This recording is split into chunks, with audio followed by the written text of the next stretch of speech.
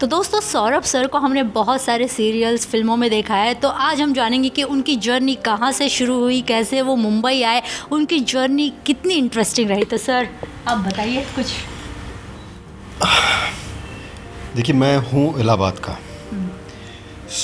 बचपन से ही कहीं ना कहीं जब मैं फिल्में देखता था या एक्टर्स को देखता था, नॉर्मली फिल्में देखता था, तो बहुत अंदर से एक अटैचमेंट सी हो जाती थी कि मतलब मुझे यही करना है या ऐसे ही कुछ करना है, इस टाइप की फील आती थी मेरे अंदर। तब मैं मतलब actually I am talking about when I was a kid. मतलब एक अंदर से जुड़ाव कहीं ना कहीं फिल्मों से था उस तरह से। और फिर जब मैं थोड़ा सा बड़ा हुआ, मतलब 10th 11th तक मैं पहुंचा, इमोशंस मुझे समझ में आने लगे। एंड मुझे अपने आप में, मतलब मैं ज़हनी तौर पे बताऊं तो मैं काफ़ी इमोशनल हूं, तो मुझे वो एक कनेक्ट मिलने लगा। तो जब भी मैं स्क्रीन में किसी को या किसी एक्टर्स को रोते हुए देखता था तो मैं खुद भी रोता था, या गुस्सा होते तो मुझे मतलब वो एक कनेक्ट मिलता था मुझे उस चीज़ से। मुझे ये चीज़ एक पता चली कि ओके, इमोशंस मेरे अंदर बहुत सारे हैं जो कि कहीं ना कहीं जुड़ सकते हैं किसी प्लेटफॉर्म से। तो मुझे लगा ये प्लेटफॉर्म फिल्म्स हो सकती है। यहाँ से शुरुआत हुई, जो बोलते हैं ना फिल्मी कीड़े की यहाँ से शुरुआत हुई फिल्मी कीड़े की। हालांकि मैं अपनी पर्सनल लाइफ अगर बताऊँ तो हमारी बचपन की लाइफ बहुत बुरी गुजरी है, क्योंकि हमारे पास ज़्यादा कुछ रहता नहीं था। मैं पापा का जो बिज़नेस था वो फेल हो गया था। बहुत कुछ हम लोग ने सफ़र किया और सहा है।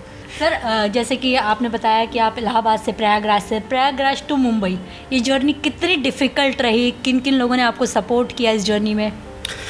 डिफ़िकल्ट तो मेरे लिए नहीं थी, क्योंकि मेरे अंदर शुरू से ही एक अलग सा, मैं जो चीज़ ठान लेता था ना वो करता था मैं। तो जिस दिन मैंने सोच लिया कि मुझे एक्टर बनना है, तो क्योंकि हमारे पास पैसे नहीं रहते थे, तो मैंने एक बिज़नेस चालू किया। वो जो अपने सेलो टेप या स्कॉच टेप्स बोलते हैं ना, जो चिपकाते हैं हम लोग, नॉर्मली हम लोग सेलो टेप्स बोलते हैं आम भाषा में।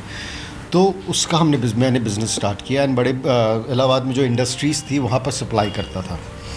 तो उससे मैंने 20,000 रुपये इकट्ठे किए अपने लिए। और जिस दिन वो 22,000 रुपये इकट्ठे हो गए, मैंने ट्रेन का टिकट करा लिया बॉम्बे का।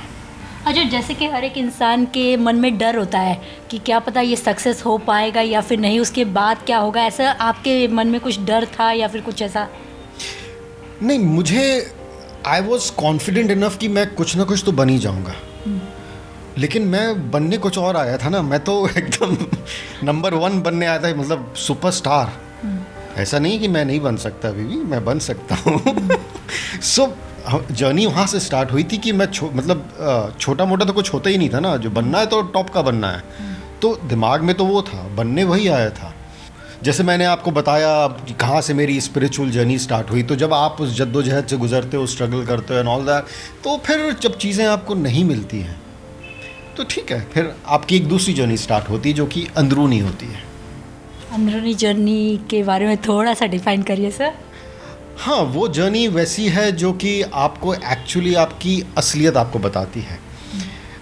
एक तो बाहरी लाइफ हो गई जो कि आप कुछ दूसरों के लिए जीते हो, आप बनना चाहते हो, कुछ अचीव करना चाहते हो ताकि दुनिया आपको अप्रिशिएट करे, देखे, तारीफ़ करे, व्हाटएवर, वो दूसरों के लिए। लेकिन आपकी खुद की जो जर्नी होती है ना, जो अंदरूनी, वो आपकी खुद के लिए होती है। That is your personal life, that is what you are. तो वहाँ से जो मेरी शुरुआत हुई ना, वो इतनी सुखद हो गई ना। मैं सच बताऊँ तो जो मेरा स्ट्रगलिंग फेस था ना, मैं ये सोचता था, जब तक मैं स्पिरिचुअल जर्नी में नहीं घुसा तब मैं सोचता था कि मेरे जैसी स्ट्रगलिंग लाइफ किसी को ना मिले। मैंने इतना स्ट्रगल किया और कुछ अचीव नहीं किया, तो फिर मैंने क्या किया, मुझे ऐसा लगता था। तो जब ये अंदरूनी जर्नी स्टार्ट हुई तो मुझे चीज़ें रिफ्लेक्ट होने लगी कि नहीं,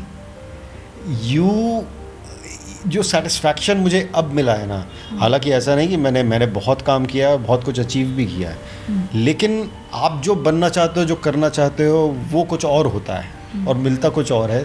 तो वो जो कॉन्फ्लिक्ट है ना, इनर आउटर, वो डिज़ोल्व होना बहुत ज़रूरी है, और वो मैंने करा।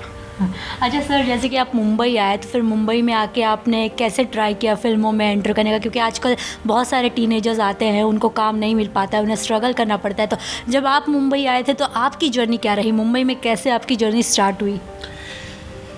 यार जब आपके कोई कॉन्टैक्ट्स नहीं होते, एकदम आप रॉ आते हो ना, कुछ पता ही नहीं होता। हमको तो कुछ पता ही नहीं था।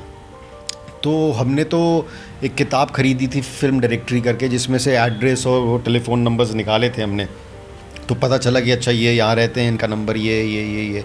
तो वहाँ से जब हमने स्टार्ट किया था तो सोशल मीडिया उतना एक्टिव नहीं था, सो हमको तो फ़ोटोग्राफ्स जाकर देनी पड़ती थी personally, you know, you have to visit personally to the office, auditions दीजिए, कास्टिंग डायरेक्टर से मिलिए, ये सब था। सो चीज़ें वहाँ से स्टार्ट हुई। लेकिन कहीं ना कहीं जर्नी, मुझे काम तो मिलने लगा था, मिलता गया था। एड फिल्म से शुरुआत हुई थी, मैंने किया था फर्स्ट कोक का ऐड करते ही मुझे रेक्सोना का ऐड मिला था, और उसके बाद से काम धीरे धीरे मिलने लगा था। So those were the prominent brands at that time, and वो बहुत आया था टीवी में, बहुत आया था। सो देखो, हर आदमी की शुरुआत तो वहीं से होनी है, बेसिक्स। अगर आपके कॉन्टैक्ट्स नहीं हैं तो आपको अपने आप को सामने वाले के सामने, या तो सोशल मीडिया के थ्रू या कैसे भी, आपको अपने आप को प्रेजेंट करना है। और प्रेजेंट करना है, और आज के दौर पे तो सीधा है कि आप जाइए, आपका अगर मैच हो रहा है प्रोफाइल तो आपको ऑडिशन पे बुलाएंगे, ऑडिशन पे अगर आपको पसंद आ गए लोग तो then they will take you. It is that simple. Okay sir, अभी लास्टली आपने शो किया था आपके नज़रों ने समझा, विपुल का कैरेक्टर आपने प्ले किया था, तो कितना मतलब वो कैरेक्टर आपके दिल से जुड़ा हुआ है, शो कितना जुड़ा हुआ है दिल से आपके? अनफॉर्चुनेटली मेरा शो जो था ना वो ऑफ एयर चला गया, आपकी नज़रों ने समझा, बट अच्छा जुड़ाव था, बहुत अच्छा लगा। I was playing Vipul Rawal, and show अपने आप में बहुत अच्छा था, स्टोरी लाइन बहुत अच्छी थी, मेरा कैरेक्टर बहुत अच्छा था, मेरा बहुत बैलेंस कैरेक्टर था। मोस्टली शोज मतलब Vipul was little logical also, he was little funny also, and थोड़ा मैच्योर भी था। मतलब पूरी फैमिली को बैलेंस करके चलता था वो। सो बड़ा अच्छा कैरेक्टर, जैसा मुझे लगता है कि मैं जाती ज़िंदगी में ऐसा ही हूँ, कुछ थोड़ा सा फ़नी भी हूँ, थोड़ा सा मैच्योर भी हूँ, इस टाइप से थोड़ा। अच्छा चलिए सर, आप थोड़े अलग बातें करते हैं आपके मैरिज के बारे में। आपका लव मैरिज है या फिर अरेंज मैरिज है? मैम से आप कैसे मिले, क्या थी आपकी लव स्टोरी? यार ये तो टॉपिक बड़ा गंदा वाला छेड़ दिया आपने। नहीं, हमारी लव मैरिज तो नहीं थी, अरेंज थी। बट यार मैं इसको डिटेलिंग में जाऊंगा तो गड़बड़ हो जाएगी थोड़ी सी। लेकिन हाँ, हमारी अरेंज थी, बट हमारी सोशल मीडिया जो होते हैं ना, वो शादी.com एंड ऑल दैट, जीवनसाथी.com, वहाँ से मैंने ट्रैक किया था। एंड देन इनका प्रोफाइल बहुत अच्छा था, मुझे बहुत अच्छा लगा। सो फिर जैसे होता उनके सोशल मीडिया के थ्रू टच किया, ऐसा हुआ, फिर में मुलाकात हुई, एंड देन 2-4 मीटिंग्स हुई, एंड देन फैमिली वाले मिले and all that, and we got married. It is like that. Okay तो सर, अभी आपके अपकमिंग प्रोजेक्ट्स के बारे में आप क्या बताना चाहते हैं? आने वाले टाइम पे हम आपको और कौन कौन से प्रोजेक्ट्स में देखेंगे?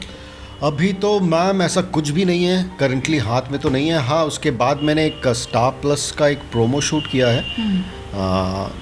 सो एक प्रोमो है वो तो, सो वो हाँ, सो वो नहीं, it's just a promo. I was there as a model, so वो किया है। बाकी नया हाथ में तो कुछ नहीं है, बट एज ऑडिशंस दिया हुआ है मैंने, so let's see how it works. Okay चलिए, जाते जाते लास्टली अपने फैंस के लिए कोई मैसेज? यार लाइफ इज़ टू एन्जॉय, और इन्जॉय करने के साथ साथ अंदरूनी जो है ना, अंदरूनी खुशी बहुत ज़रूरी है, अंदरूनी पीस बहुत ज़रूरी है। वो तो जो कॉन्फ्लिक्ट होता है ना, वो अच्छा नहीं होता। आप बनना कुछ और चाहते हो, बन कुछ और जाते हो, दूसरे कुछ और चाहते हैं, आप करना कुछ और चाहते हो, वो सब दूर रखो।